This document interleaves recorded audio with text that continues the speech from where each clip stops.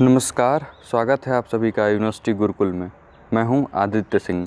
अगर आप इस चैनल पर नए हैं तो इस चैनल को सब्सक्राइब कर लीजिए, जिससे कि वेरियस यूनिवर्सिटीज़ एंड कॉलेजेस से रिलेटेड इन्फॉर्मेशन आप तक समय समय पर पहुंचती रहे।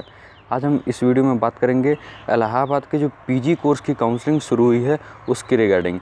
यहाँ पे एमए एजुकेशन की कट ऑफ आ गई है और उसकी काउंसलिंग शेड्यूल पे हम चर्चा करेंगे। तो जैसे ही ये कट ऑफ आई है, इसी के साथ साथ जो पीजी के अन्य कोर्स हैं उनके भी कट ऑफ सीरियल वाइज करके आएंगे। तो आप उसके लिए परेशान नहीं हुई है। खुशी की बात यह है कि पीजी कोर्सेज़ की काउंसलिंग शुरू हो चुकी है। आइए देखते हैं कि इसकी कट ऑफ क्या गई हुई है और कब आपकी काउंसलिंग होगी। देखिए, ये जो पीजी कोर्स की काउंसलिंग होगी वो ऑफलाइन काउंसलिंग होगी, या बिल्कुल ध्यानपूर्वक याद रखिएगा।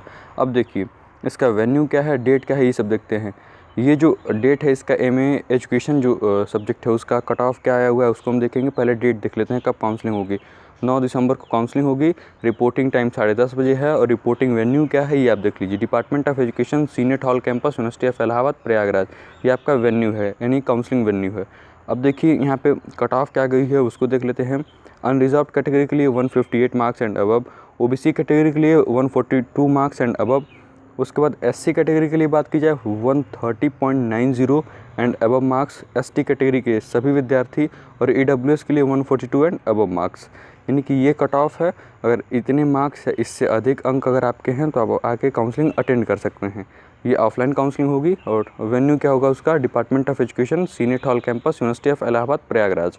अब देखिए, अब आपके डॉक्यूमेंट्स रिक्वायर्ड कौन कौन से हैं, कौन कौन से रिक्वायर्ड डॉक्यूमेंट्स हैं उसको आप देख लीजिए। जो आवश्यक दस्तावेज हैं, पहला है admit card and score card PG80 2020, जो इलाहाबाद विश्वविद्यालय का प्रवेश परीक्षा है उसका प्रवेश पत्र, और जो उसका अंक पत्र है, स्कोर कार्ड है, उसको आपके पास प्रमाण पत्र दस्तावेज होने चाहिए। Marksheet and certificate of class 10th 12th and BA original and photocopy. ठीक है, यानी कि इंटर, हाई स्कूल और ग्रेजुएशन की जो मार्कशीट एंड सर्टिफिकेट है उसका ओरिजिनल और साथ ही साथ उसका फोटोकॉपी भी आपके पास होना चाहिए। बात करते हैं TC एंड माइग्रेशन सर्टिफिकेट आपके पास होनी चाहिए। रिसेंट कास्ट सर्टिफिकेट, अगर आप OBC SC या ST क्लेम करते हैं कोटा, तब आपके पास होना चाहिए। वो किसके द्वारा जारी किया हुआ होना चाहिए, सेंट्रल गवर्नमेंट द्वारा। ये आप विशेष तौर पर ध्यान रखेंगे। अब देखिए, 2 रिसेंट फोटोग्राफ्स आपके पास होने चाहिए, पासपोर्ट साइज़। उसके बाद एक और इम्पॉर्टेंट डॉक्यूमेंट है आपका आधार कार्ड। ये सारे डॉक्यूमेंट्स आपके पास होने चाहिए। अब देखिए, बात ये आती है, यहाँ पे फंसती है बात कि सेंट्रल गवर्नमेंट का होना चाहिए या स्टेट गवर्नमेंट का होना चाहिए। तो यहाँ पे क्लियरली लिखा हुआ है कि जो आपका कास्ट सर्टिफिकेट होगा वो सेंट्रल गवर्नमेंट द्वारा इशू होना चाहिए। तो आप इसमें कोई भी कंफ्यूज नहीं होंगे, कोई भी डाउट आपको नहीं होनी चाहिए। तो मैं उम्मीद करता हूँ चीज़ें आपको समझ में आ गई होंगी। अगर फिर भी कोई डाउट है तो आप कमेंट बॉक्स में ज़रूर कमेंट करिए, आपकी समस्याओं का समाधान करने का पूरा प्रयास किया जाएगा।